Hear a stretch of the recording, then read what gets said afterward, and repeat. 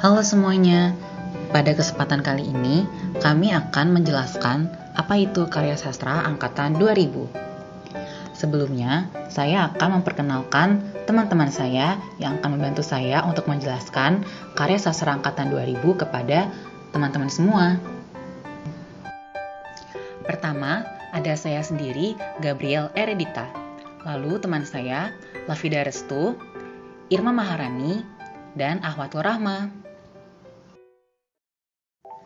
Ada banyak sekali yang akan kami bahas pada video kali ini. Yang pertama ada latar belakang, yang kedua ada karakteristik, ketiga sastrawan dan karya sastranya di angkatan 2000, keempat ada kekurangan, kelima ada kelebihan, keenam ada peristiwa, lalu ada kesimpulan dan juga saran. Sebelum masuk ke pembahasan latar belakang, saya akan menjelaskan terlebih dahulu alasan disebutnya Angkatan 2000. Angkatan 2000 adalah nama yang dicetuskan oleh Korrie Layun Rampan.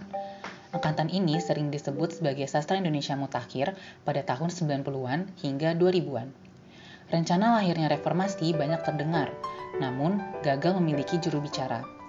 Sekitar 100 penyair, cerpen, novelis, esai, dan bahkan kritikus diikutsertakan oleh Korrie pada angkatan 2000.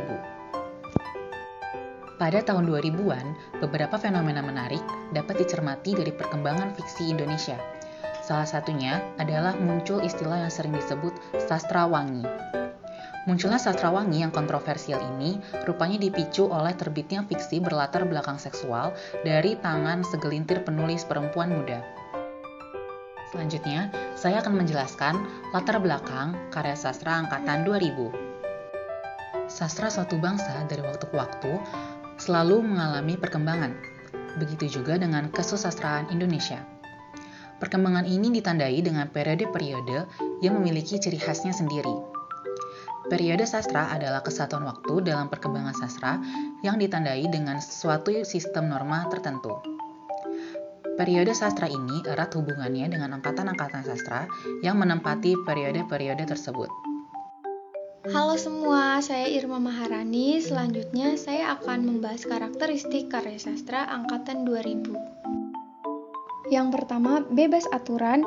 Yang kedua, penggunaan estetika baru. Yang ketiga, cenderung vulgar. Dan yang terakhir, muncullah cyber sastra.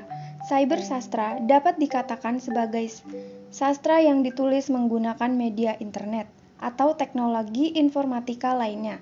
Cyber sastra ini dijadikan sebagai wahana untuk berkreasi di bidang sastra yang dapat dilakukan oleh siapapun. Halo semuanya, nama saya Ahwatul Rahma. Saya akan membahas sastrawan dan karya sastranya di angkatan 2000. Sastrawan yang pertama adalah Afrizal Malna. Afrizal Malna, penyair kelahiran Jakarta 7 Juni 1957 yang pernah mengenyam pendidikan di STF Drikara, ini menulis kumpulan sajak abad yang berlari. Cukup produktif menulis esai sastra, teater, dan kesenian seumumnya di media-media bergengsi. Kedua ada Seno Gumira, lahir di Boston, Amerika Serikat, 19 Juni 1958. Berpendidikan jurusan film IKJ, terkenal sebagai seorang cerpenis dengan sejumlah penghargaan. Menerbitkan kumpulan cerpen dengan nama Seno Gumira Aji Dharma seperti Manusia Kamar, Saksi Mata, Penembak Misterius, Dilarang Menyanyi di Kamar Mandi, dan lain-lain. Yang ketiga ada Ayu Utami. Ayu Utami merupakan kelahiran Bogor 21 November 1968, seorang aktivis jurnalis dan sastrawan berkebangsaan Indonesia. Karya yang dihasilkan yaitu merupakan buku Saman pada 1998 dan buku Larum pada 2021. Halo semua, saya Lafida Restu. Selanjutnya saya akan menjelaskan tentang kelebihan karya sastra angkatan 2000. Yang pertama, munculnya sastrawan wanita. Yang kedua, adanya kebebasan untuk berpikir dan berekspresi dalam menciptakan karya sastra. Yang ketiga, banyak muncul media untuk menerbitkan karya sastra.